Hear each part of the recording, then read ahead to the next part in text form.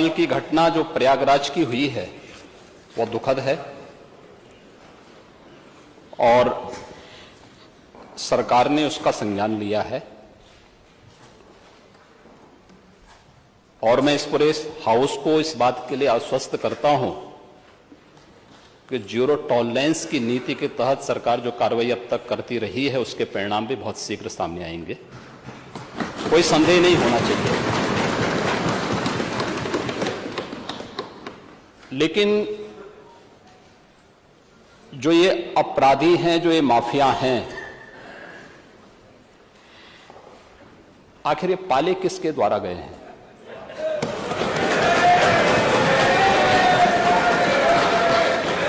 बात जवाब आ जाए। ये जब अभी आपका नाम तो नहीं जाएगा, आपने के खिलाफ जवाब आ जाए। जिस माफिया के खिलाफ जो भी है, किसी का नाम तो नहीं है ना, किसी का नाम तो सच नहीं कि समाजवादी पार्टी ने उन्हें सांसद बनाया था, ये सच नहीं है।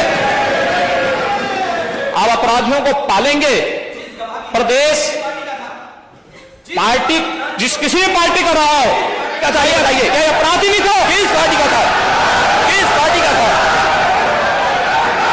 आप सारे अपराधियों को पालेंगे, उनको माल्यार्पण करेंगे और उसके बाद तमाशा बनाते हैं आप लोग। एक तरफ अपराधियों को प्रश्रय देंगे, उन्हें गले का हार बनाएंगे और दूसरी तरफ फिर दोषारोपण भी करेंगे। मैं उन्हीं पे आ रहा हूं,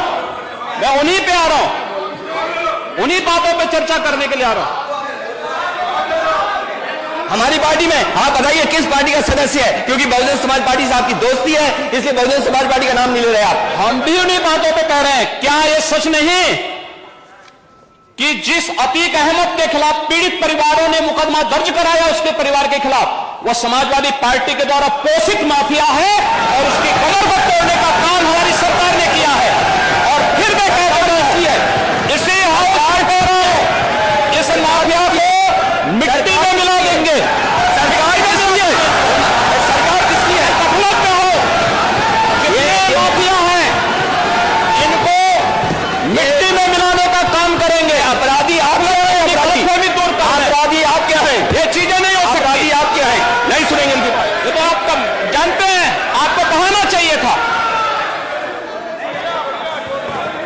ये तो अध्यक्ष महोदय, ये पेशेवर माफिया और अपराधियों के सरपरस्त हैं और ये लोग लगातार यही करते रहे हैं। इनके रग रग में अपराध भरा हुआ है। अपराध के अलावा इन्होंने कुछ सीखा ही नहीं है। क्या ये सच नहीं का? पूरा प्रदेश इस बात को जानता है और आज ये लोग अपनी साफ गोई की सफाई देने के लिए यहां पर आए हैं। आप अपने स्थान पर चले, मुख्यमंत्री जी अपनी बात कह रहे हैं, आपको भी अवसर मिलेगा, आप अपनी बात कहिएगा। सच नहीं है वो आप जो भी बात आपने कहने आप कहिएगा। अभी मुख्यमंत्री जी बोले आपने जो बात कहनी अपनी बात कहिएगा। आपको अवसर मिलेगा, आप अपनी बात कहिएगा। आपको अवसर मिलेगा तो आप अपनी बात कहिएगा। आपको भी अपनी बात कहने का अधिकार है, आप अपनी बात कहिएगा जब आपको अवसर मिलेगा। अभी सुनिए, अगर आपको लगता है कि कोई बात गलत है तो आप अपनी बात कहिएगा। आपको अपनी बात कहने का अधिकार है। ने कल यह कृत्य किया है, वह माफिया उत्तर प्रदेश के बाहर है और वह माफिया समाजवादी पार्टी के सहयोग से ही बार बार एमएलए और एमपी बना है।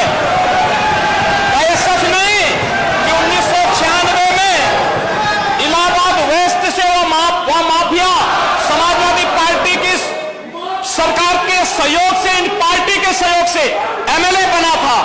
और यही नहीं, 2004 में भी वह माफिया 2004 में भी वह माफिया इन्हीं लोगों के सहयोग से एमपी बना था और फिर 2009 में उस माफिया को सांसद बनाने का भी कुख्यात कार्य इन्होंने ही किया था।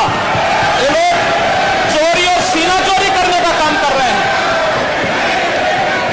और मैं फिर इस बात को कह रहा हूं कि माफिया कोई भी हो, सरकार की जीरो टॉलरेंस की नीति है और उन माफियाओं के खिलाफ मिट्टी में मिलाने का काम उनको हमारी सरकार करेगी, पूरी मजबूती के साथ उनसे निपटने का कार्य करेगी। नंबर 1 पर है, तो हमने भी योगदान देने का प्रयास किया था, हमने भी किया था। उस समय हम डाटा नहीं फीड कर पाए और भी नहीं कर पाए, हमें बोल देने के बोल दें, ना बोले आपको अपमान कर रहे हैं। यूपी के नौजवानों के बारे में हम कहते हैं यूपी में सबसे अच्छा युवा है, स्किल मैन पावर हमारे पास है। नहीं, ऐसा नहीं, उत्तर प्रदेश में तो सब विश्वविद्यालय खराब हैं। अब ये आप क्या साबित करना चाहते हैं? उत्तर प्रदेश के बारे में, उत्तर प्रदेश का जो परसेप्शन बना था, क्या उसमें कोई परिवर्तन ही नहीं आया?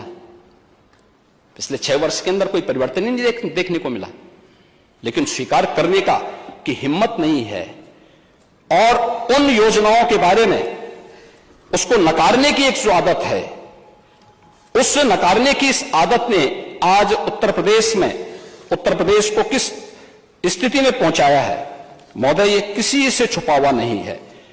और हम इस बारे में जानते हैं कि उत्तर प्रदेश आज जिन योजनाओं में नंबर 1 पर है, खाद्यान्न उत्पादन में आज उत्तर प्रदेश पूरे देश के अंदर नंबर 1 पर है। और मैं तो कहता हूं, बार बार कहता हूं कि उत्तर प्रदेश प्रकृति और परमात्मा की अपार कृपा का राज्य है, अपार कृपा का राज्य है।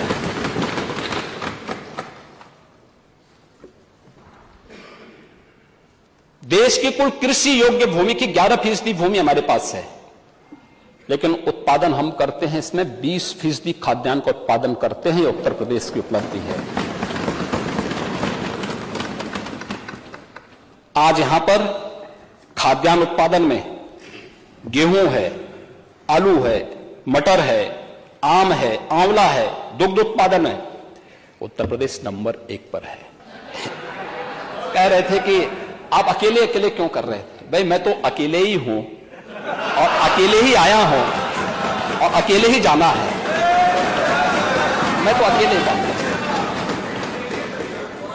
महोदय। हाँ, मॉल में भी जाते, नहीं बॉल नहीं, मैं यही कह रहा हूं। लेकिन ये कैसे खेलते थे, इसका मैं एक समाचार पत्रों को देख रहा था। मैंने कहा नेता विरोधी दल बहुत बड़े खिलाड़ी होंगे, तो हो सकता हम इनका नाम किसी पुरस्कार के लिए भेज दें।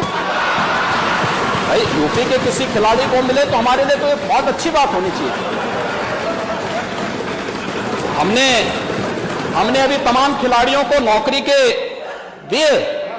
अभी याद करिए, हमने एक अभी नायब तहसीलदार बनाया, यादव हुनर का, अच्छा खिलाड़ी है यूपी का। हमने भेदभाव नहीं किया, वो योग्य था।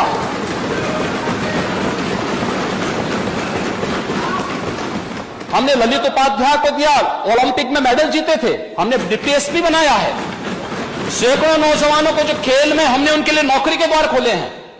तो मैंने कहा हो सकता है कि राजीव गांधी खेल रत्न पुरस्कार जो दिया जाता था, जो आज हमारी सरकार ने, डबल इंजन सरकार ने जिसे मेजर ध्यानचंद पुरस्कार के रूप में घोषित किया है, तो यूपी के भी किसी व्यक्ति का नाम डालें। और मैं तो ये मानूंगा कि भाई मेरे पूर्ववर्ती सीएम का नाम अगर उसमें आ जाए तो अच्छी बात होगी। तो मैंने कहा देखो अच्छे खिलाड़ी हैं लगता है। तो देखिए क्या आया था दृश्य। महोदय मैं थोड़ा इसको पढ़ लेता हूं।